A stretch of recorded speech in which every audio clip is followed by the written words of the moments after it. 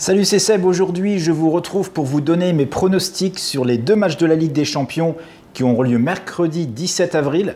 Alors, j'ai malheureusement pas eu le temps de tourner de vidéo pour Juventus contre Ajax et Barcelone contre Manchester United, mais j'ai envoyé mes pronos par email à toutes les personnes abonnées à mes pronostics offerts.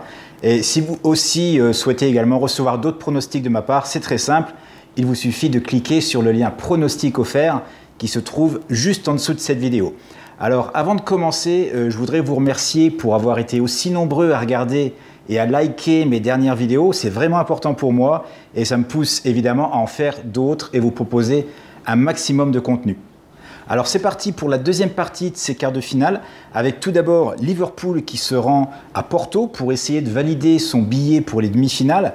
Avec 2 buts d'avance, ça semble plutôt bien parti et ce n'est pas les statistiques qui vont me contredire puisque par le passé, 6 fois Porto a perdu par 2 buts ou plus lors du match aller et à chaque fois s'est fait éliminer de la compétition.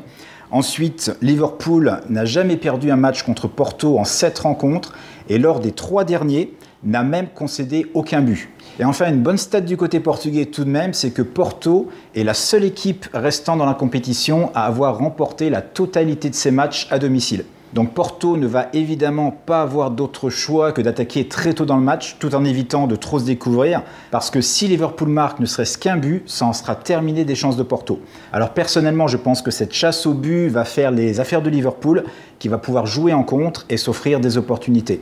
Donc je ne vois pas Liverpool perdre ce match, et mon pari va aller dans ce sens, avec un pari sur la victoire du club anglais, mais remboursé en cas de match nul, ce qu'on appelle également un pari DronoBet ou encore un Asian Handicap 0 sur Liverpool. La cote, on peut la trouver au mieux sur Betfair et elle est aux alentours de 1,56. Et sur ce match, je risquerai 1% de mon capital. Notre deuxième match de la soirée sera Manchester City qui reçoit Tottenham. Alors, hasard du calendrier, les deux équipes vont s'affronter 2 fois en 3 jours, puisque samedi, ce sera en Première Ligue, avec un match important pour les deux clubs.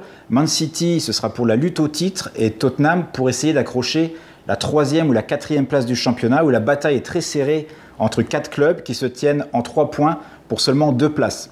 Alors les Spurs ont un but d'avance, est-ce que ce sera suffisant? Les statistiques leur donnent l'avantage, puisque seulement 31% des équipes ayant perdu le match aller à l'extérieur sur le score de 1-0 sont parvenues à se qualifier. Maintenant, Manchester City n'est pas une équipe comme les autres et ce n'est pas un tout petit but de retard qui va trop l'inquiéter. Surtout quand on sait que lors de ses 7 dernières visites à Manchester, Tottenham a perdu 6 de ses matchs.